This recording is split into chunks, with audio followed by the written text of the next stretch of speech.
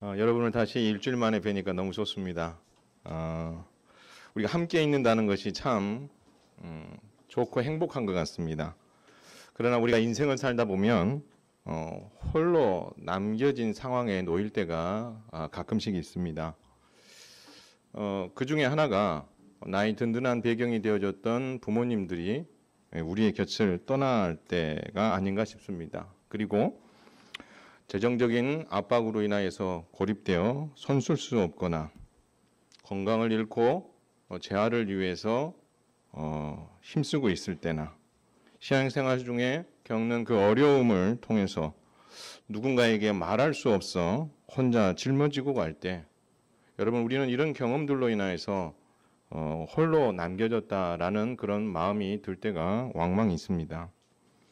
혹 지금 그런 어려움 가운데 처하신 분들이 있을 수도 있는데, 오늘 주신 주님의 말씀이 여러분들에게 큰 위로와 힘이 되어서 능히 그것을 잘 이겨나갈 수 있기를 주님의 이름으로 축원을 드립니다. 우리 인생에게 이처럼 홀로 남겨진 경험이 있는 것처럼 예수님과 공생의 3년을 함께 있었던 제자들에게도 홀로 남겨질 시간이 점점 가까워왔습니다. 예수님께서는 공생의 끝에 예수님의 십자가의 죽음과 부활과 승천을 믿지 않는 제자들이 결국 홀로 남게 된다는 사실과 그 일로 인해서 그들이 겪게 되는 그 고난으로 인해서 두려워하고 힘들어할 때에 우리 주님은 그것을 그대로 방치하지 않으셨습니다. 오히려 예수님께서는 남겨져 있을 우리 제자들과 교회들에게 두 가지 큰 선물을 그에게 약속해 주셨습니다. 그 선물이 뭐냐면 한번 따라서 하겠습니다. 성령님과 승리에 대한 확신이다. 믿으시기 바랍니다. 이 두 가지입니다. 성령님과 승리라는 이 두 가지를 선물로 제자들에게 주셨습니다. 먼저 예수님께서는 남겨질 제자들에게 성령님을 보내주시기로 약속하셨습니다.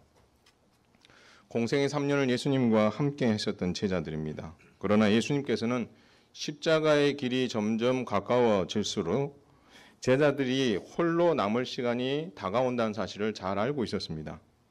그래서 그들이 홀로 남아져서 그리고 그들이 겪게 될 그 어려움들을 주님은 알고 계셨기에 미리 세 가지 정도를 정리해서 알려주십니다. 그 첫 번째가 뭐냐면 예수님께서는 자신을 보내신 아버지 하나님께로 다시 돌아갈 것이다. 그 얘기를 해주십니다. 두 번째는 그 일이 있은 후에 너희를 대적하는 많은 사람들이 너희를 유대 공동체에서 출교시키고 때로는 죽이는 일이 일어나게 될 것이다. 세 번째는 너희들을 그렇게 핍박하는 그들은 이 일이 하나님께로부터 온 일이다라고 생각하고 하나님을 잘 섬기는 일이라고 오해하면서 예수님을 알지 못했던 그들은 매우 당당하게 이 죄를 범하게 될 것이다. 주님 그렇게 교훈해 주셨습니다. 예수님께서 떠나신 그 빈자리에 이런 어려움들이 찾아올 것이다라고 말씀하시는 거죠. 그럴 때에 예수님께서 미리 이 세 가지를 말씀해 주신 가장 큰 이유는 이 이야기들이 가르침이 현실로 딱 다가왔을 때에 내가 지금 이야기해 주신 이것을 잘 기억하고 있다가 너희가 실족하거나 낙심하지 말고 믿음으로 잘 이기기를 바란다. 주님 그 마음을 가지고 그들에게 격려하고 힘을 불어주시기 위해서 이야기를 해주셨다라는 것입니다. 그런데 이 이야기를 들었던 제자들은 물론 예수님께서 이렇게 배려를 해주셔서 했다는 이야기라는 걸 알지만 그럼에도 불구하고 섭섭한 거예요. 그리고 이 일이 일어나지 않기를 바라는 거예요. 지금 예수님과 함께 3년 동안 함께 했던 이것이 너무 좋은 거거든요. 그러니 예수님께서 떠나신다. 이게 그들에게는 받아들여지지가 않고 오히려 주님 그런 일 하지 마시고 우리와 좀 함께 해주시면 안 되겠습니까? 이런 마음들을 표현했던 거죠. 여러분 충분히 그럴 수 있습니다. 충분히 그럴 수 있어요. 그러나 예수님의 마음은 좀 달랐습니다. 예수님께서는 예수님이 떠나는 것이 너희에게 유익하다라고 말씀하십니다. 내가 너희들과 함께 있는 것보다 내가 너희를 떠나는 것이 더 유익하다. 내가 떠나면 내가 약속한 보혜사 성령님을 너희에게 보내줄 것이기 때문에 너희에게 유익하다. 그래서 내가 떠나는 것이다라고 말씀하시면서 그렇다면 예수님께서 떠나시고 성령님을 보내주시는 것이 왜 제자들에게 유익한 것일까? 주님은 세 가지를 말씀하십니다. 그 첫 번째가 뭐냐면 성령님께서 오시면 세상 사람들이 잘못 생각하고 있는 것들을 바로 잡아주시는 일을 할 것이기 때문에 너희에게 유익하다라고 말합니다. 그래서 예수님께서는 죄에 대해서, 의에 대해서, 심판에 대해서 성령님께서 책망할 것이다라고 말하는데 그 중에 한 가지만 말씀드리면 그들은 죄가 무엇인지에 대해서 오해하고 있는데 그 죄를 바로잡아 줄 것이다. 바로 성령님께서 말씀하시는 그 죄는 뭐냐면 바로 예수님을 믿지 않는 것이 죄다라는 것을 성령님께서는 그들에게 가르쳐 주실 것이다 라고 말씀하므로 성령이 오셔야 죄가 무엇인지를 그들로 알아 돌이키게 할 수 있기 때문에 성령이 오시는 것이 너희에게 유익하다. 주님 그렇게 말씀해 주십니다.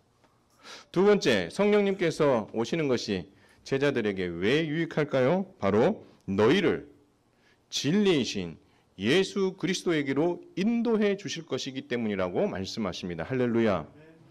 그러므로 여러분 우리가 이것을 우리에게도 한번 적용해 보면 저와 여러분이 예수 그리스도를 믿는 이 인들도 결과적으로 누가 하신 일이십니까? 성령님이 하신 일이에요. 그래서 성령님께서 우리를 진리 가운데로 예수 그리스도에게로 인도해 주셨기 때문에 저와 여러분이 예수님을 주로 고백할 수 있는 것처럼 예수님은 말씀하시는 거죠. 성령님이 오셔서 이런 일들을 하게 될 것이니 너희에게 유익이다. 그렇게 말씀하십니다. 세 번째 성령님께서 하실 일이 뭐냐? 너희가 지금 하고 있는 이 근심을 다 걷어내 주시고 기쁨으로 변화시켜 주실 것이다라고 말씀합니다. 여러분 제자들이 지금 근심하고 있는 근심의 이유는 무엇입니까? 바로 예수님께서 함께 해주셨던 그분이 그들을 남겨두고 아버지께로 간다. 이것 때문에 근심하고 있는 거죠. 그래서 예수님께서는 이 일들에 대해서 비유를 들어 설명해 주십니다. 여러분 출산을 해보신 우리 성도님들이 많으십니다. 여러분 출산 직전에 임산부가 해맑게 웃는 임산부는 없을 거예요. 진통이 가까우면 가까울수록 그 진통으로 인하여서 많은 힘들어하는 그 고통의 신음소리를 하게 됩니다. 마찬가지예요.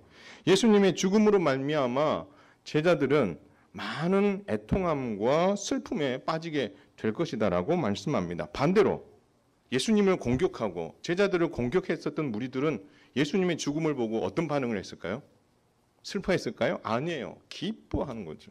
그래서 제자들은 죽음을 보고 슬퍼할 때 그를 대적했었던 많은 사람들은 기뻐하는 그런 상황에 놓이게 될 텐데 반대로 세상은 예수님의 죽음을 이렇게 기뻐하겠지만 나중에 여러분 이 출산을 앞두었던 임산부가 출산을 하게 되면 어떤 일이 벌어지게 되느냐? 바로 신생아가 태어나게. 여러분 이 신생아가 태어나게 되면 임산부들이 이런 말을 한다고 합니다. 내가 다시는 아기를 낳는가 봐라. 이렇게 이야기하셨다가 아이를 품에 안고 아이가 이렇게 젖을 물려줬을 때 그것을 이렇게 먹는 그 모습들, 자라가는 그 모습을 보면서 그 전에 그렇게 아파하고 힘들었던 것을 다 잊어버린다라고 이야기합니다. 주님 그렇게 말씀하십니다.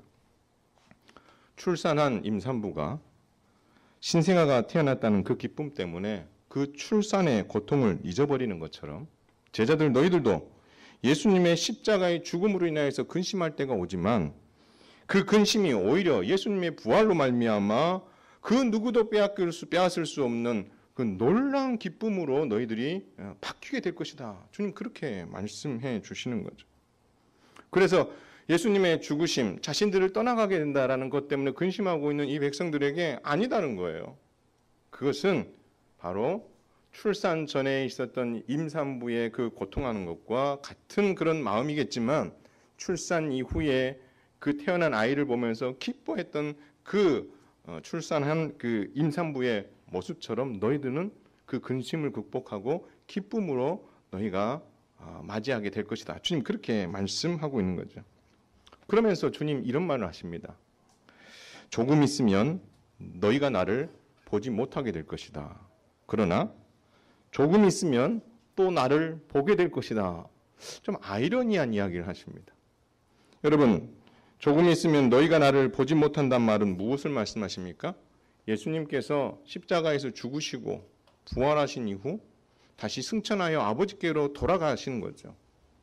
오셨던 곳으로 다시 돌아가게 되니 다시는 그들을 뭐하지 못할 거예요. 예수님을 보지 못하게 될 것이다라고 말씀합니다. 그런데 중요한 것은 예수님께서 이 땅에서 이런 약속을 해주셨어요. 제자들에게 내가 너희를 고아와 같이 버려두지 않을 것이다 라고 말씀하십니다. 다시 올 것이다 라고 말씀하십니다. 그래서 조금 있으면 나를 다시 보게 될 것이다 라고 말씀합니다. 그러면은 한번 좀 생각해 보시면 예수님께서 떠나셔서 아버지께로 갔다면 그 자리는 분명히 비어 있습니다. 그러므로 예수님을 볼 수는 없어요. 근데 주님 말씀하십니다. 조금 있으면 다시 나를 보겠다라고 말씀하십니다. 이건 앞뒤가 맞지 않는 말이잖아요. 그러면 이것이 가지는 의미가 무엇입니까? 바로 예수님은 아버지께로 가지만 약속하신 성령을 보내어 주심으로 말미암아 내가 다시 오겠다라고 말씀하시는 거죠. 그러므로 이 영적인 이 해산의 끝에 나와 있는 교회에게 희망을 주는 거죠. 그 성령께서 너희와 함께하고 제자들 너희들과 성령께서 함께하심으로 말미암아 성령의 행하시는 기적을 보면서 너희가 세상 가운데서 믿음으로 하나님 나라 백성으로 사도로서의 사명을 감당할 수 있게 될 것이다. 주님 그렇게 말씀해 주시는 거죠. 그러니 이전까지 그들이 예수님의 빈자리에 대해서 근심하고 걱정했었던 그들의 마음에 성령을 보내어 주심으로 말미암아 그 근심을 싹 걷어내시고 그것을 기쁨으로 바꾸어 주심으로 말미암아 그들이 사명을 감당할 수 있는 멋진 그리스도의 제자로서 주께서 세워주실 것을 말씀하고 있는 것입니다. 사랑하는 성도 여러분, 예수님께서는 이 땅에 남겨질 제자들과 교회에게 약속하신 성령을 보내주셔서 우리를 성전 삼으시고 함께 주실 뿐만 아니라 함께 지금도 동행하고 계신 줄 믿으시길 바랍니다. 네, 그래서 우리가 예수를 볼 수는 없지만 예수님을 볼 수는 없지만 그 보내주신 그 성령이 우리와 함께함으로 말미암아 지금도 우리가 지금 삼위 하나님 중에 성령님과 함께 동행하고 있다라는 사실 그것이 우리에게 정말 힘이 되고 소망이 된다라는 것이죠. 이것만큼 큰 복이 어디 있고 이것만큼 큰 위로가 어디 있겠느냐라는 것입니다. 한번 따라서 하겠습니다. 나는 결코 혼자가 아니다. 믿으시기 바랍니다. 여러분 안에는 성령님이 함께 거하고 계십니다. 혹 인생을 살다 보면 외로울 때가 있어요. 나 혼자라고 여겨지고 철저하게 우울해질 수 있습니다. 비교가 되죠. 다른 사람들이 잘 되는 그 일들을 보면서 왜 나는 이렇게 안 되지? 남들은 취직도 잘 돼, 결혼도 잘했어, 신앙생활도 잘하는 것 같아. 근데 나는, 우리 가족은 왜 이렇게 꼬이는 인생이지? 왜 힘든 길만 내가 꼭 찾아다니는 것 같아? 여러분 그렇게 생각하면서 스스로 낙담하고 스스로 혼자라 생각하고 생활할 때가 있지 않습니까? 목사님 저라고 없을 것 같죠? 아니요, 저도 있어요. 철저히 혼자라고 생각할 때가 있단 말이에요. 여러분 그럴 때에 누구나 다 낙심이 되죠. 와, 이거 뭐 내가 이걸 할 수 있을까? 나는 왜 이러지? 재정적인 압박과 건강의 악화가 우리를 더 철저하게 고립되게 만들고 더 깊은 굴 속으로 스스로 어떻게 찾아 들어가는, 그래서 아무도 만나지 않고 싶고 혼자 거기서 스스로 나오지 못하는 그러한 모습들을 우리가 할 때가 있다라는 것입니다. 여러분 그런 상황에서 소망이라는 것을 찾을 수 있겠습니까? 없습니다. 그러나 이 소망이 없는 상황에서 누군가 우리에게 위로가 필요할 때 위로자가 좀 있었으면 좋겠는데, 여러분 우리 주위에 그런 위로자가 있을 수 있습니까? 예, 있죠. 목사인 제가 여러분에게 위로자가 될 수도 있고 우리 장로님들과 그리고 우리 순장님들과 우리 직분자들과 그리고 우리 부모님들이 여러분들에게 큰 위로자가 될 수 있겠죠. 그러나 여러분 기억하십시오. 그들의 그 위로는 한계가 있는 거예요. 필요가 없다는 건 아니에요. 그들의 위로가 우리를 어떻게 다시 일으켜 세워줄 수 있는 힘이 될 수는 있겠지만 그건 역시 한계가 있다는 거죠.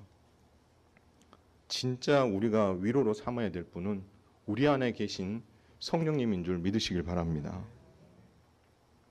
여러분 그 성령님이 성경에 보니까 말할 수 없는 탄식으로 우리는 속상하게 여기지 않고 있는데, 아니 우리 속상하게 여겨도 이래 속상하게 여기는 그 속상하게 여김보다도 더 아파하시면서 간절히 하나님 앞에 기도하고 계신 그 성령님이 바로 여러분 안에 계시다라는 사실, 여러분 그것으로 인하여서 소망을 가지고 그 어려움과 홀로됨 속에서 극복하고 일어날 수 있게 되기를 주님의 이름으로 축원을 드립니다.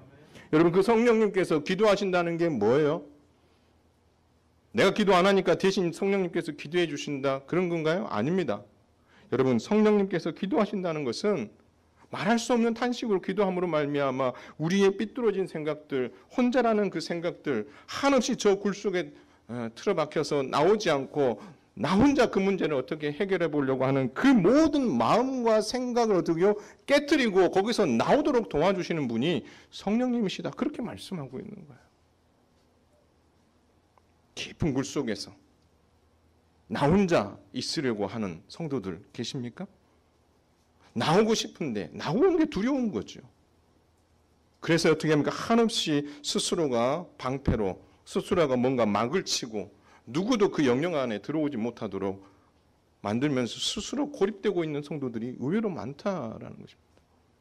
그러나 나는 그렇게 하고 있더라도 여러분 안에 계신 성령님은 그 모든 장막들을 하나씩 하나씩 다 걷어내고 거기에서 스스로 나올 수 있도록 성령님은 지금도 여러분의 마음과 생각을 돌이키시기 위해서 간구하고 계시며 그 성령의 능력이 언젠가는 여러분의 심령 골수를 찔러 쪼개므로 말미암아 과감하게 그 모든 것을 깨트리고 그 자리에서 나옴으로 말미암아 내가 내 혼자가 아니라 성령께서 나와 함께하고 계신다는 사실로 말미암아 더 큰 위로를 얻고 거기서 승리함으로 말미암아 정말 그렇게 살아가고 있는 사람들에게 진정한 위로자가 될 수 있다면 그 성령의 사역이 우리에게 얼마나 위로와 힘이 되는지 우리는 충분히 알 수 있을 것입니다.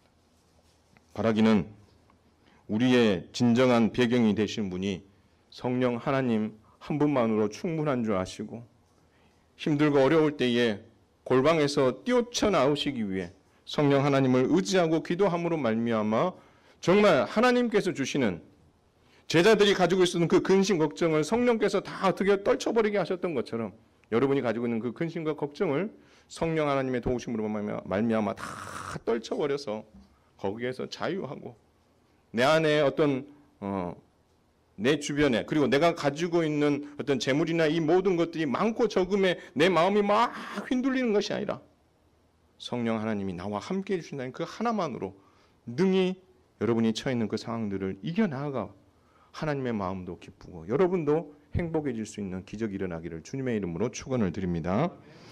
두 번째는요, 예수님께서는 이 땅에 남겨진 그 제자들에게 승리를 약속해 주신 줄 믿으시기 바랍니다. 승리입니다. 승리.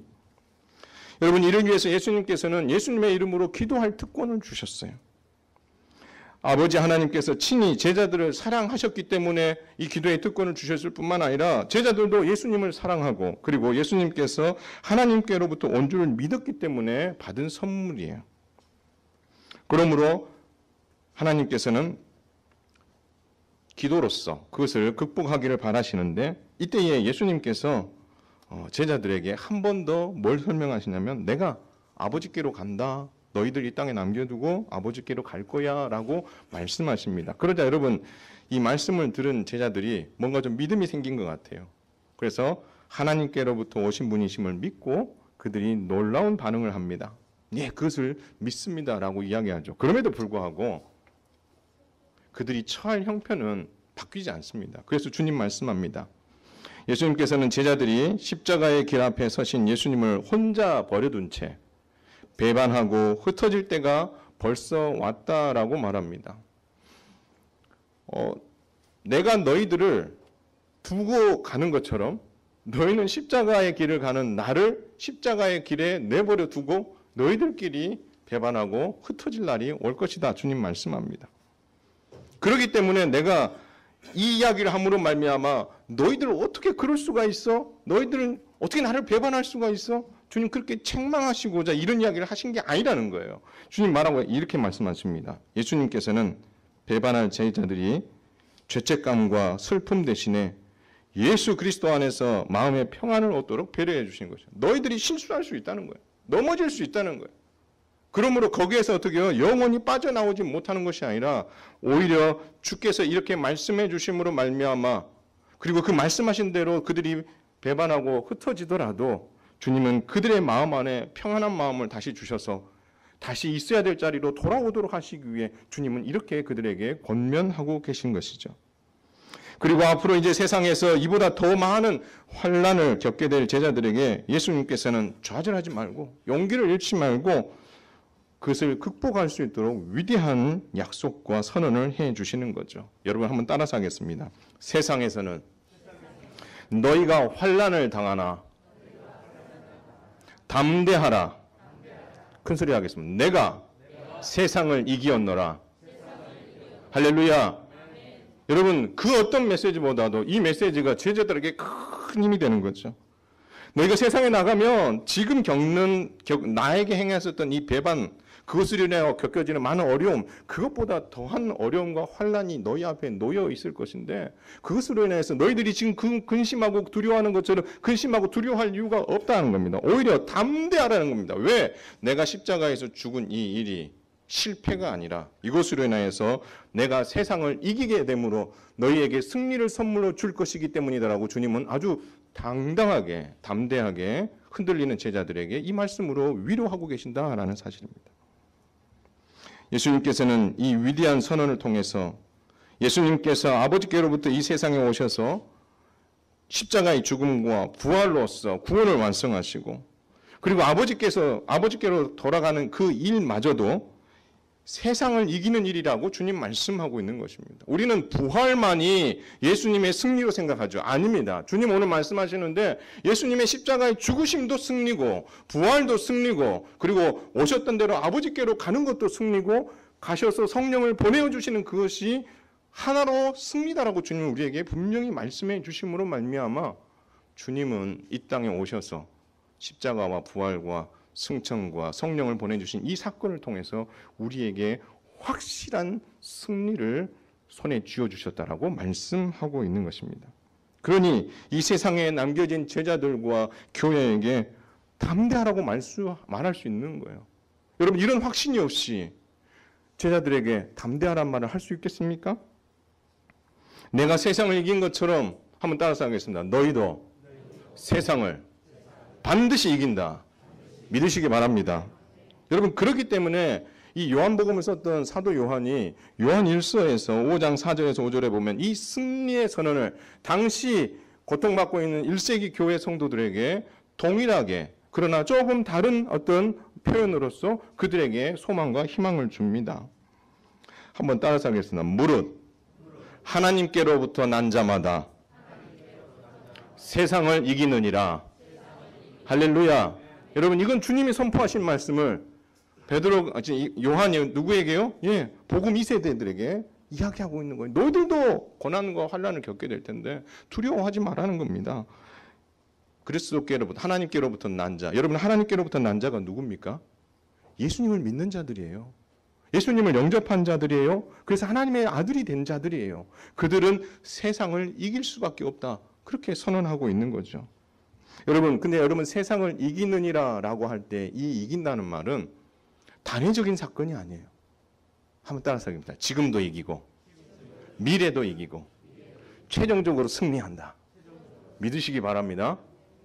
한 번으로 끝나지 않는다는 거예요. 지금도 승리하고 앞으로도 승리하고 계속해서 승리하여 최후 승리를 너희가 손에 거머쥐게 될 것이다. 그 이야기가 세상을 이기느니라는 말 안에 담겨져 있다라는 것입니다. 더 중요한 것은 그 다음 요한이 이런 말을 합니다. 한 번 더 따라하겠습니다. 세상을 이기는 승리는 이것이니 우리의 믿음이니라. 할렐루야. 무엇으로 세상을 이긴다고요? 믿음으로. 그래서 예수께서 하나님의 아들이심을 믿는 자가 아니면 세상을 이기는 자가 누구냐라고 되묻습니다. 이 말은 뭐냐면 세상을 이기는 자는 하나님의 아들을 믿는 자가 세상을 이기는 자다. 예수 그리스도를 믿는 자, 하나님의 아들 된 우리가 세상을 이기는 자다라고 사도 요한은 복음 2세대들에게 담대하게 선포한 것입니다.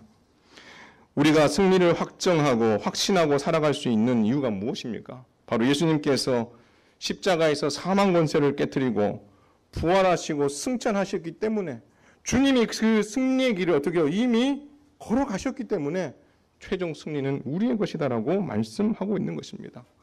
그래서 제가 이런 이야기 하잖아요. 예수님의 죽음은 누구의 죽음이다? 나의 죽음이다. 예수님의 부활은 누구의 부활이다? 나의 부활이다. 예수님의 승리는 누구의 승리다? 나의 승리고 교회의 승리다라고 말씀드릴 수 있는 것입니다. 할렐루야. 사랑하는 성도 여러분, 우리가 싸우는 영적 싸움은 전쟁과 같습니다. 전투가 아닙니다. 여러분, 전쟁과 전투가 어떻게 다르죠? 전쟁은요, 큰 싸움이에요. 전투는 뭐예요? 그 전쟁이 일어나는 가운데 일어나는 작은 싸움을 전투라고 하는 거예요. 6.25 전쟁이잖아요. 그렇죠? 그러나 다부동 전투잖아요. 그렇죠? 이거하고 같은 거죠. 여러분, 주님이 우리에게 최후 승리를 했다. 이 말은 뭐냐면 이 전쟁에서 승리했다라고 말하는 거예요. 전쟁에서. 그러나 여러분, 우리의 삶은 이 전쟁과 무관하게 많은 영적인 전투를 싸우고 있는 거예요. 전투. 승리는 확정되었지만 그 승리를 향해서 가는 우리의 삶은 영적인 전투라는 것입니다. 그래서 여러분, 우리는 이 전투를 하면서 이길 수도 있고 뭐 할 수도 있어요? 패배할 수도 있어요. 여러분, 매번 이기는 전투를 할 수 있습니까? 예, 그런 어떤 특별한 장군들도 있죠. 그러나 그건 드문 케이스고 보통은 매번 이기는 것이 아니라 어떨 때는 이기기도 하고 어떤 때는 지기도 하는 거예요. 우리가 영적 싸움을, 전투를 그렇게 싸워간다는 것입니다. 그러나 여러분 기억하십시오. 우리가 영적 전투에서 한 번 이겼다고 해서 전쟁을 승리했다라고 표현하지는 않습니다. 우리가 영적 전투에서 한 번 패했다고 해서 그 영적 전쟁을 우리가 패배했다라고 말하지 않습니다. 우리의 영적인 전쟁은 예수님의 십자가와 부활로 이미 승리로 확정된 줄 믿으시길 바랍니다. 그 최후 승리가 확정되었기에 우리는 그 최후 승리의 확정을 향하여서 우리가 매일매일의 삶에서 영적인 전투를 싸워가는 거예요. 싸워가는 거예요. 그래서 때론 승리하기도 합니다. 때론 패배하기도 합니다. 여러분, 이것을 왜 패배했지? 뭐 했기 때문에 패배한 거야? 이렇게 우리가 다그치기보다 이것은 승리를 향해서 가는 일 중에 당연히 있을 수 있는 일이다. 그렇다면 우리가 이 전투를 또 다음 전투에서 승리하기 위해서 뭘 해볼까?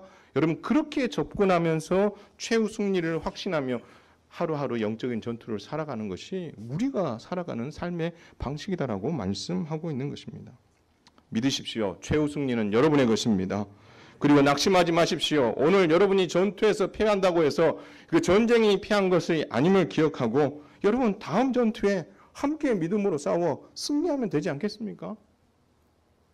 한번 패배했다고 영원한 패배자로 나고 찍혀서 여러분, 우리가 저 낙심해서 저 굴속으로 들어갈 이유가 없다는 거예요. 다시 훌훌 털어버리고 나의 영적인 전투의 패배를 인정하고 하나님 앞에 다시 도움을 구하며 하나님, 나에게 주어진 이 작은 영적인 전투를 승리하여서 최후 승리에 내가 조금이나마 보탬이 될 수 있도록 승리하는 자로 살아갈 수 있도록 도와달라고 다시 한번 하나님 앞에 구하고 이겨나갈 수 있다면 그것으로 족한 거죠. 사랑하는 성도 여러분, 말씀을 맺으면서 우리 시편 23편을 한번 떠올려 봤으면 좋겠어요. 다윗은 시편 23편을 너무 멋지게 표현했어요. 여호와는 나의 목자시니 내게 부족함이 없으리라 쭉 나오잖아요. 근데 여러분, 다윗이 이 멋진 시편 23편을 고백했는데 이것을 성령 하나님을 적용해서 한번 우리에게 한번 적용해보면 너무 은혜가 되는 거예요. 한번 보겠습니다. 우리와 내주 동행하시는 성령님께 동일하게 적용해 볼 수 있는 거예요. 왜요? 다윗이 고백한 그 여호와 하나님이 삼위 하나님이시기 때문에 성령 하나님을 거기에 대입해서 이야기해도 별 상관이 없는 거죠. 한번 볼까요? 우리와 동행하시는 성령 하나님께서는 우리의 목자가 되십니다. 믿으시기 바랍니다. 우리를 푸른 풀밭과 쉴만한 문가로 인도하실 뿐만 아니라 우리 영혼을 소생시키시고 의의 길로 지금도 인도하고 계신 분이 성령 하나님이십니다. 사망의 을칭한 골짜기로 우리가 다닐지라도 성령 하나님께서는 우리와 동행하시는 줄 믿으시길 바랍니다. 혼자 내버려 두지 아니하시고 주의 지팡이와 막대기로 우리를 안위해 주십니다. 말할 수 없는 탄식으로 기도로써 우리를 도와 의의 길로 가실 수 있도록 인도해 주시는 분이 성령 하나님이십니다. 근데요, 다윗의 멋진 위대한 고백은요, 마지막 절이에요. 주께서 내 원수의 목전에서 내게 상을 차려주시고 기름을 내 머리에 부으셨으니 내 잔이 넘치나이다. 예수님께서 십자가에서 죽으시고 부활하심으로 원수의 머리를 상하게 하셨습니다. 그리고 보내어주신 성령님께서는 우리를 어린 양의 혼인잔치 자리로까지 온전하게 인도하실 줄 믿으시길 바랍니다. 더 나아가서 어린 양 예수님께서 나를 위하여 베풀어 주신 상에 우리를 앉히시고 여러분의 머리에 기름을 부어서 최후 승리의 환영잔치에 참여한 자로서 누리는 그 복을 마음껏 누릴 수 있도록 우리를 인도하시는 분이 누구시다? 성령 하나님이시다. 그러므로 두려워 떨고 있는 제자들에게 성령을 약속으로 주시고 최후 승리를 확신하게 해주신 이 일은 우리로 하여금 세상 가운데 살아갈 때에 우리 역시도 세상의 공격과 영적인 전투를 매일매일 살아가는 우리도 두려움과 무서움 가운데 있다 하더라도 우리 안에 계신 성령님이 그것을 극복하게 해주시고 최후 승리가 우리의 것이라는 것을 확신시켜 주시고 매일매일의 전투를 승리로 이끌어갈 수 있도록 유일하게 우리를 도와줄 수 있는 분이 성령님이시기에 제자들에게 내가 아버지께로 가는 것이 너희에게 유익하다라고 했던 그 말이 얼마나 우리에게 감사한 일인지를 우리는 되새겨야 할 것입니다. 이 멋진 예수님께서 보내주신 그 성령님을 의지하며 매일매일의 영적인 전투를 승리로 이끌어 최후 승리의 자리에서 주님과 함께 정말 그 기쁨을 마음껏 누릴 수 있는 멋진 믿음의 성도들 다 되시기를 주님의 이름으로 축원을 드립니다.